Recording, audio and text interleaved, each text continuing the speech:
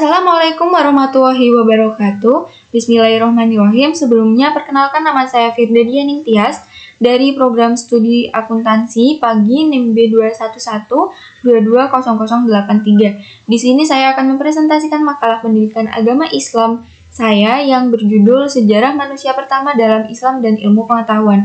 Pada era yang modern ini ada banyak penemuan, ilmu pengetahuan, dan teori yang berkembang, baik oleh ilmuwan dalam negeri maupun luar negeri. Namun, di antara sekian banyak penemuan manusia dalam bidang ilmu pengetahuan dan teknologi yang semakin canggih, masih ada satu permasalahan yang hingga kini belum mampu dijawab dan dijabarkan oleh manusia.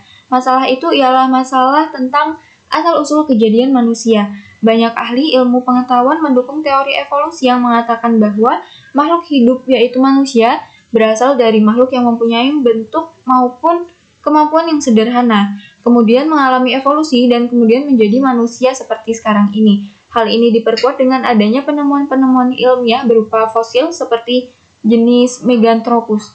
Dalam pandangan Islam sendiri terdapat 3 tahapan kejadian manusia. Proses kejadian yang pertama yaitu Adam. Di dalam Al-Quran dijelaskan bahwa Adam diciptakan oleh Allah dari tanah yang kering, kemudian dibentuk oleh Allah dengan bentuk yang sebaik-baiknya. Setelah sempurna, maka oleh Allah ditiupkan ruh kepadanya, maka dia menjadi hidup. Hal ini ditegaskan oleh Allah dalam firman-Nya, "Walaqad khalaqnal insana min shalsalin min hamalim masnun." Dan sesungguhnya kami telah menciptakan manusia yaitu Adam dari tanah liat kering yang berasal dari lumpur hitam yang diberi bentuk. Quran Surat Al-Hijr ayat 26. Proses kejadian manusia yang kedua yaitu Hawa. Adapun proses kejadian manusia kedua ini oleh Allah dijelaskan di dalam surat An-Nisa ayat 1.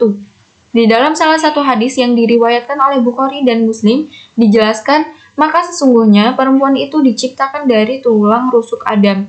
Lalu berikutnya terdapat proses kejadian manusia yang ketiga, yaitu keturunan Adam dan Hawa. Dalam proses ini dapat ditinjau menurut Al-Quran dan Al-Hadis, dapat pula ditinjau secara medis. Di dalam Al-Quran, proses kejadian manusia secara biologis dijelaskan secara terperinci melalui Quran Surat Al-Mu'min ayat 12 sampai dengan 14, yang berbunyi, "Dan sesungguhnya kami telah menciptakan manusia itu dari suatu saripati yang berasal dari tanah. Kemudian kami jadikan saripati itu air mani yang disimpan dalam tempat yang kokoh yaitu rahim. Kemudian air mani itu kami jadikan segumpal darah. Lalu segumpal darah itu kami jadikan segumpal daging. Dan segumpal daging itu kami jadikan tulang belulang. Lalu tulang belulang itu kami bungkus dengan daging. Kemudian kami jadikan ia makhluk yang berbentuk lain. Maka Maha Sucilah Allah, pencipta yang paling baik."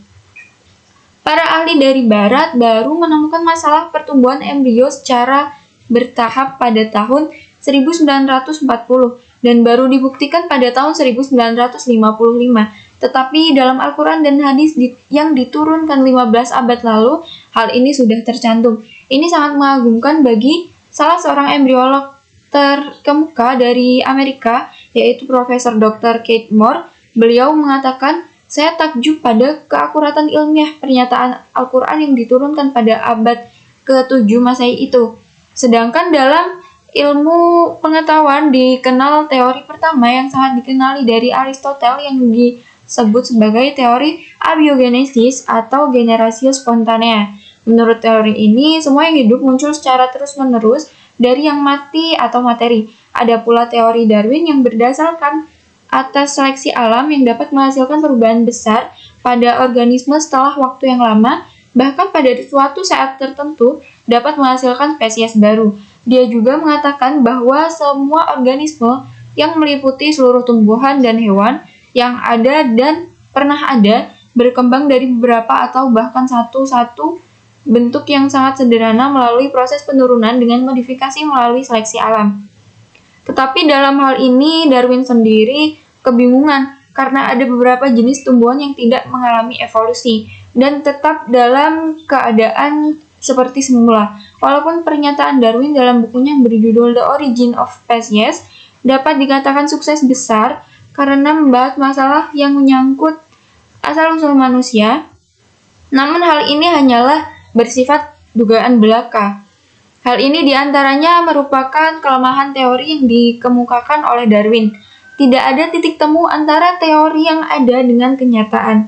Seiring dengan perkembangan dunia ilmu pengetahuan modern, teori Darwin ini lambat laun digugurkan oleh para ilmuwan-ilmuwan modern yang disebabkan karena kegagalan Darwin dalam menjelaskan proses mekanisme transformasi gen dari DNA kera menjadi manusia.